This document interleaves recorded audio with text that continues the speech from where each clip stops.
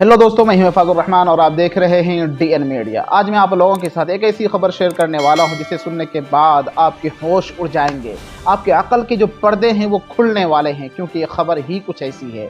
आपको बताते चलें कि आप देख रहे होंगे कि आए दिन ऐसी स्पीच सामने आती रहती हैं जो कि मुसलमानों के खिलाफ जहर उगलते रहते हैं।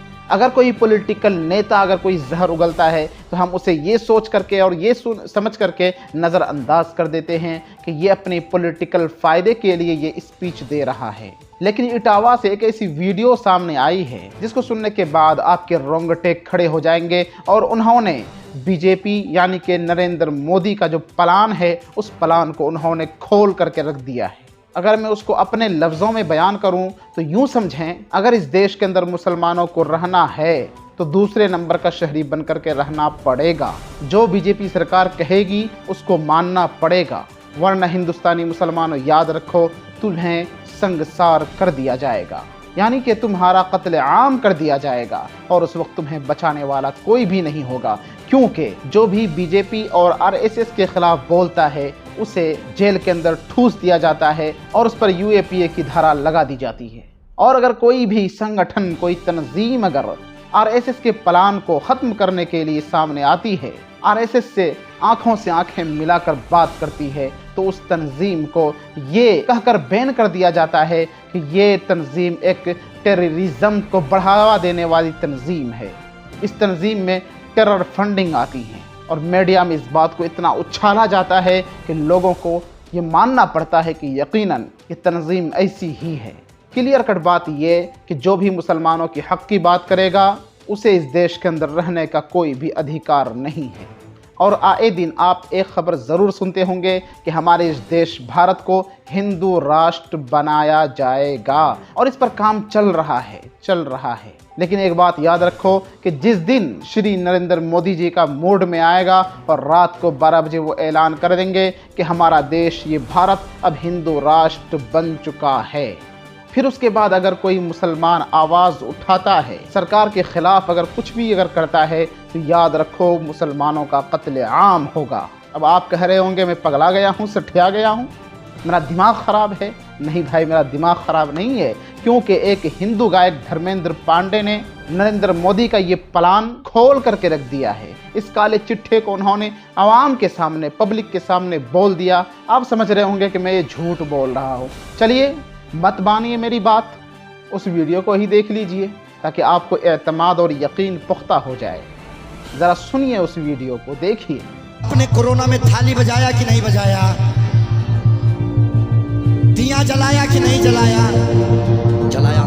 अब की बार मोदी जी ने कहा अपने घर पे तिरंगा लगाओ, लगाया कि नहीं लगाया?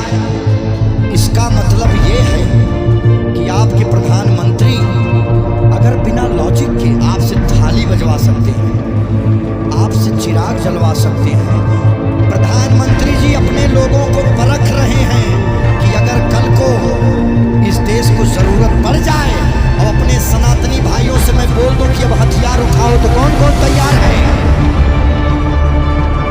इसीलिए इटवा के लोगों, नारियल पानी कभी पिए हो? वो जो काटने वाला आता है अपने घर में लेके रख लो। महिलाओं से निवेदन है कि अपने चिमटे पे भी धार लगा के रखें। हो सकता है मोदी जी किसी भी समय आके ये कहें कि मैं भारत को हिंदू राष्ट्र घोषित कर रहा हूं। ये है, यही आवाज चाहिए। मैं भारत को हिंदू राष्ट्र घोषित करना चाहता हूं और अपने सनातनी भाइयों से चाहता हूं कि अगर कहीं कोई दंगा करता, आतंकवादी पत्थरबाजी करता हुआ दिखे तो अपने घर से वही हथियार लेके निकलिए। तैयार है सब लोग? ये हमारे हिंदू राष्ट्र की बात पे हमारे आदरणीय आइए मंत्री जी, सुन लिए, मिल गई तसल्ली।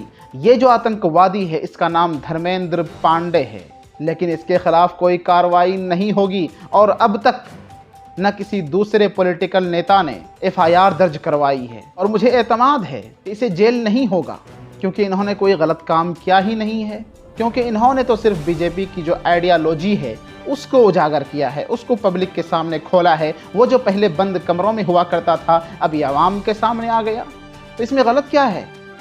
ये तो पॉलिसी है भैया, और अगर ऐसा नहीं है, जो लोग इस देश के अंदर अमन चाहते हैं, शांति चाहते हैं, तो वो ऐसे नफरती बवासीर के खिलाफ FIR दर्ज कराएं, इसे जेल के अंदर डालें। और जो मुसलमानों के बड़े बड़े लीडरान बने फिरते हैं, याद रखो, अगर इस शख्स के खिलाफ कार्रवाई नहीं हुई, एक दिन यही बात सच साबित होगी। और जो हिंदू भाई इस देश के अंदर अमन शांति चाहते हैं, और ऐसे मौके पर अगर वो ये सोच करके खामोश हो जाएंगे कि मेरा क्या जाएगा, तो वो शायद भूल जाते हैं जिसको राहत इंदौरी ने कुछ यूं बयान किया है कि लगेगी आग तो आएंगे कई घर जद में।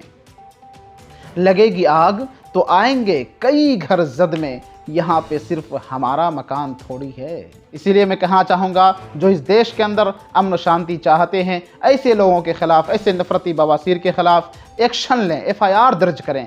ऐसे नफरती चिंटुओं को अगर खुली फ़ज़ा में छोड़ेंगे तो याद रखें, सारी फ़ज़ा जहरीली हो जाएगी। अभी के लिए बस इतना ही, मिलते हैं अगली खबर के साथ। जब तक के लिए आप अपना ख्याल रखें।